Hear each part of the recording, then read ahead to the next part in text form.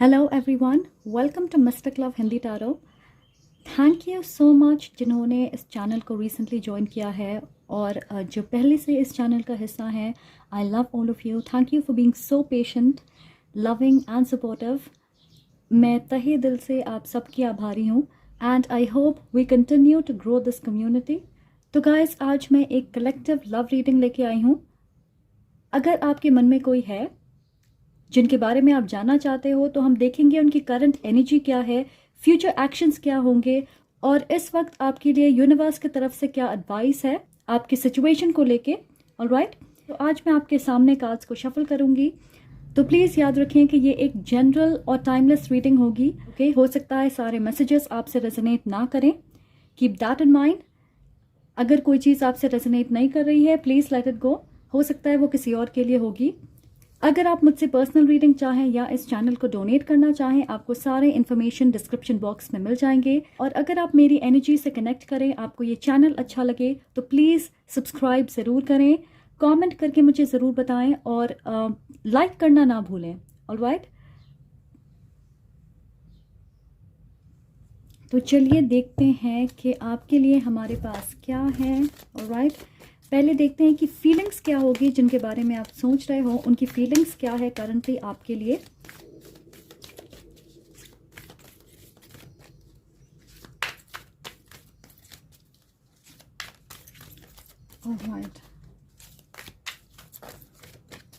Alright, सो मैं सुन रही हूँ 6 cards from the top. Alright, okay, very interesting.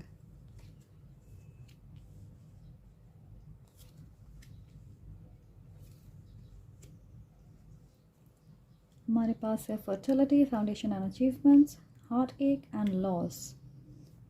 तो आप में से कुछ लोगों के लिए आपका ऑलरेडी ब्रेकअप हो गया है और मुझे नहीं लग रहा कि ये रीसेंट ब्रेकअप है।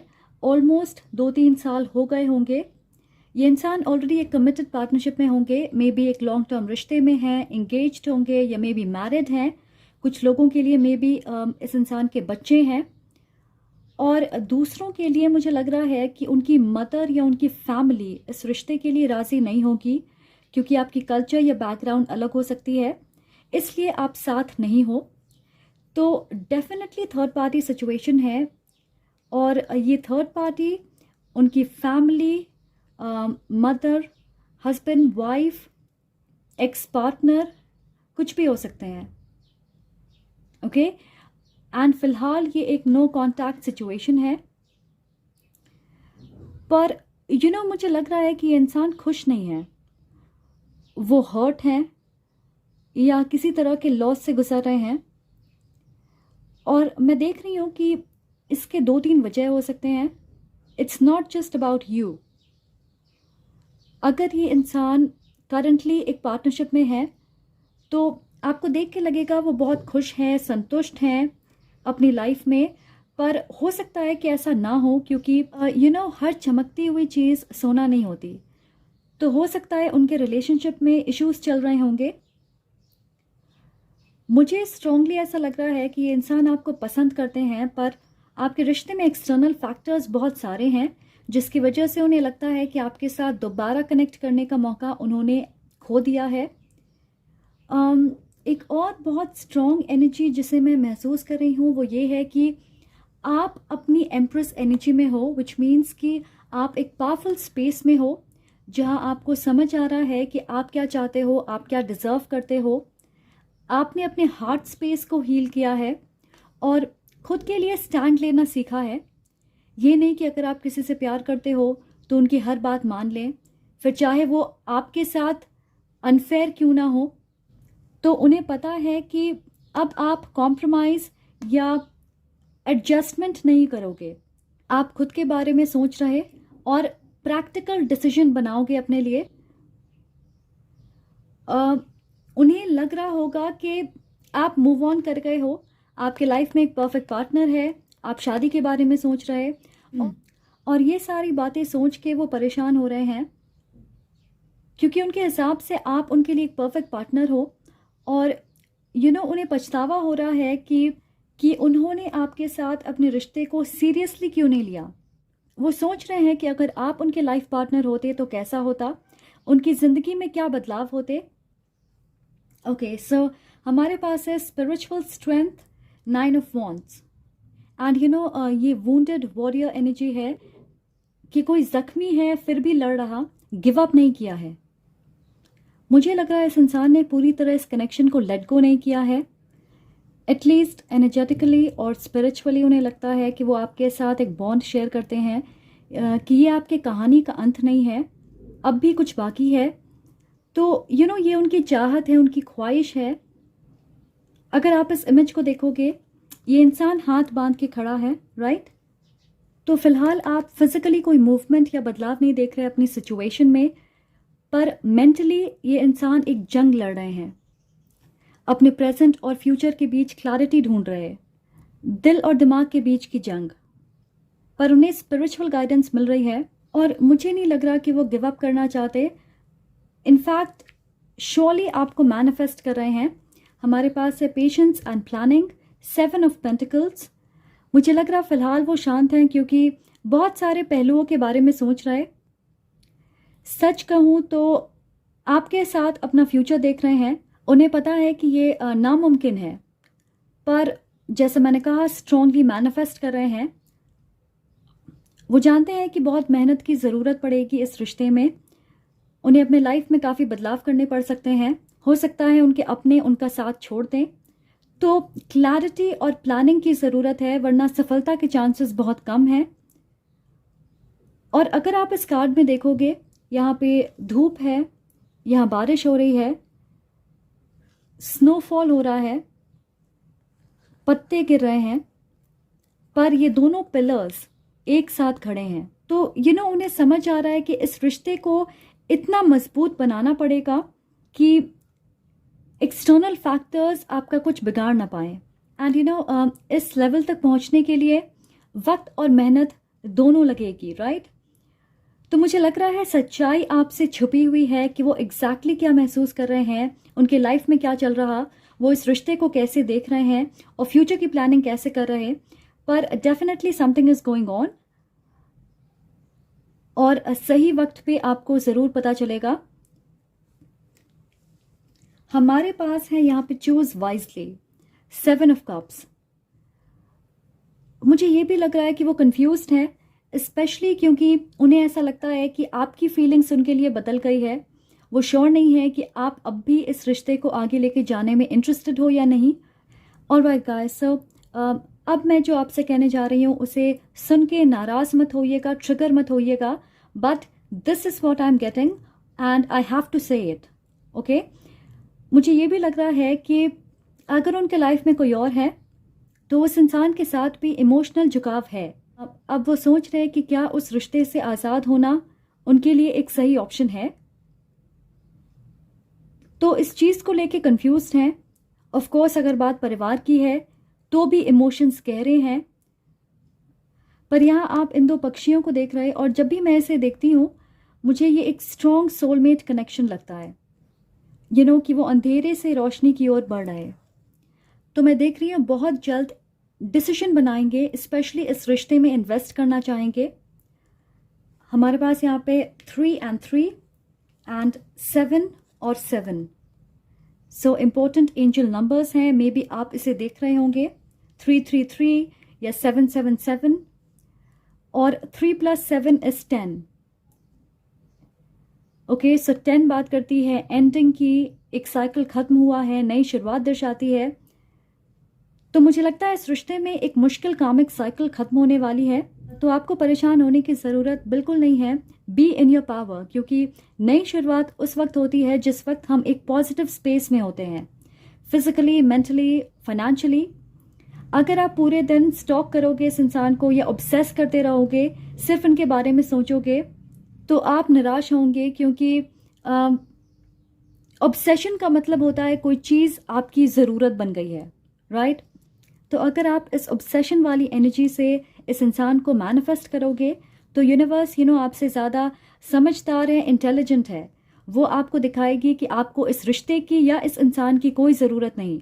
आपकी सिचुएशन इतनी ज़्यादा कॉम्प्लिकेट हो जाएगी कि आप खुद हार के गिव अप कर दोगे। एंड यू नो आप खुद ये चाहोगे कि आपके लाइफ में एक नए इंसान आए, आप उन्हें मैनिफेस्ट करने लगोगे। तो याद रखें, यूनिवर्स की लॉज ऐसे ही काम करती है। ऑलराइट, तो चलिए देखते हैं कि फ्यूचर एक्शंस क्या होंगे। ऑलराइट, फ्यूचर एक्शंस, आप क्या एक्सपेक्ट कर सकते हो।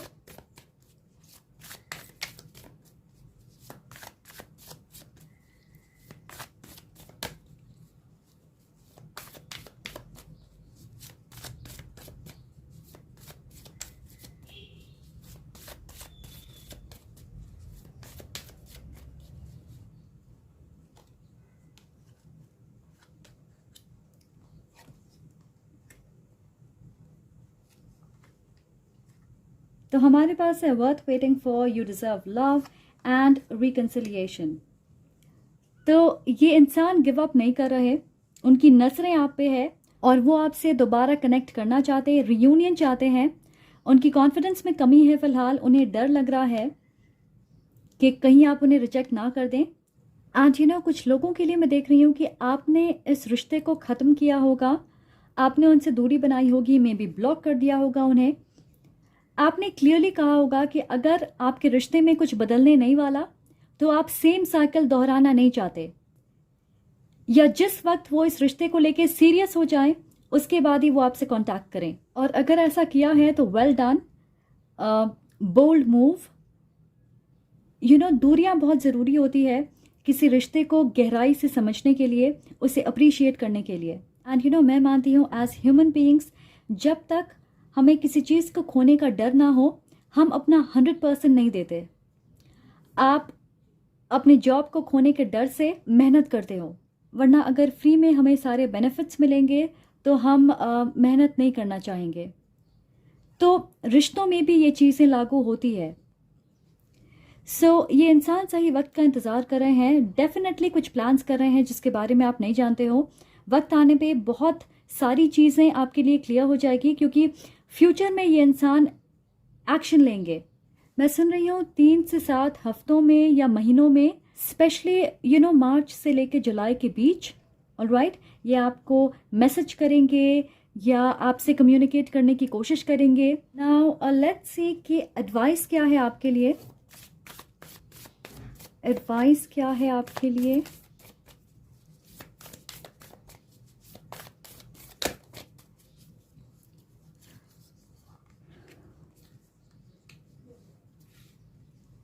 ऑलराइट, हमारे पास है the end of a tough cycle approaches, full moon in Capricorn and surrender to the divine. Full moon, exactly मैंने आपसे कहा था कि एक मुश्किल साइकिल खत्म होने वाली है, इस रिश्ते में नई शुरुआत होगी। तो आप बिल्कुल रिलैक्स करें, चिल करें। ऑलराइट, यू नो आपके स्ट्रेस लेने से जिस चीज़ को कल होना है वो आज नहीं होगी। राइट, सो खुद को परेशान ना करें, सरेंडर टू द डिवाइन। इसका मतलब है कि आप इस रिश्ते के पीछे ना भागें। जिस चीज़ के पीछे ये नो हम भागते हैं वो हमसे और दूर चली जाती है, स्पेशली अगर वक्त सही ना हो। और आप देखोगे जनरली हमारे लाइफ में बेस्ट एक्सपीरियंसेस उस वक्त होती है यू नो जब हमने उसे प्लान नहीं किया है। आप अचानक किसी से मिलते हो और बहुत अच्छे दोस्त बन जाते हैं, life long friends.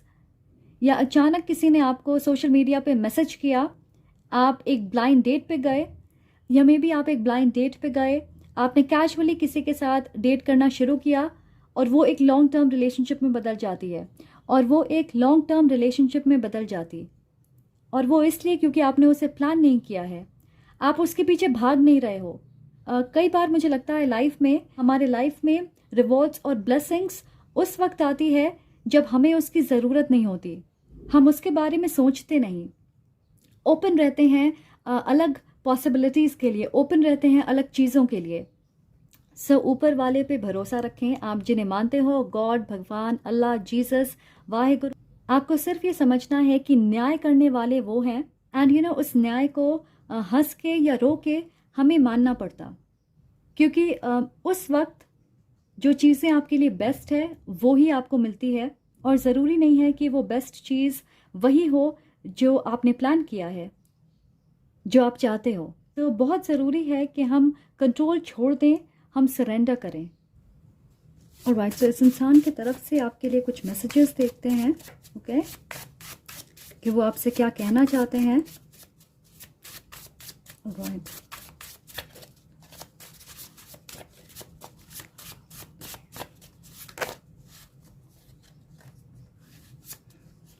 Okay, I never thought I could be this vulnerable. मुझे लगता है ये इंसान इमोशनली कमज़ोर महसूस कर रहे हैं, वो अपनी फीलिंग्स शेयर नहीं कर पा रहे। मैं देख रही हूँ उस रिश्ते की वजह से वो स्ट्रेस्ड हैं। दूसरी मैसेज है, I want to believe that we will be together. So again reconciliation energy, उन्होंने गिव अप नहीं किया है।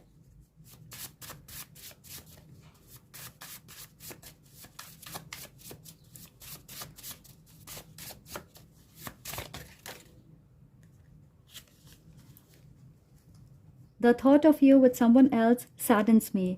तो जैसा मैंने कहा, उन्हें लगता है कि आप मूव ऑन कर गए हो, आपके लाइफ में कोई और है, और इसकी वजह से वो परेशान हैं, दुखी हैं। My actions hardly convey my feelings. उन्हें पता है कि उनके एक्शन से ये समझना बहुत मुश्किल है कि वो आपके लिए क्या महसूस करते हैं, क्योंकि मुझे लग रहा है कि वो फ्रीली अपने जज्बात को एक्सप्रेस नहीं कर पाते, स्पेशली अगर थर्ड पार्टी एनर्जी है। यू नो, फैमिली, रिलीजन की इश्यू हो सकती है, या फिर मे बी कोई और है उनके लाइफ में। Let's get one more.